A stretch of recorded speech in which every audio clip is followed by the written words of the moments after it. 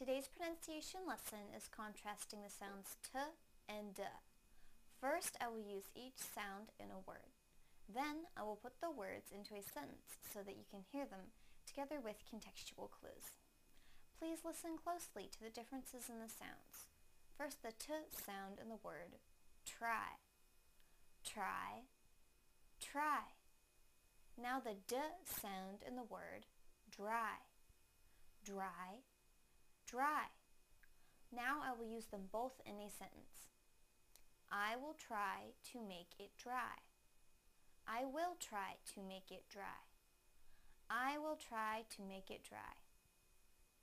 Thank you for watching CartoonEnglish.tv's pronunciation lesson. Come visit our website for free lessons, games, and chat.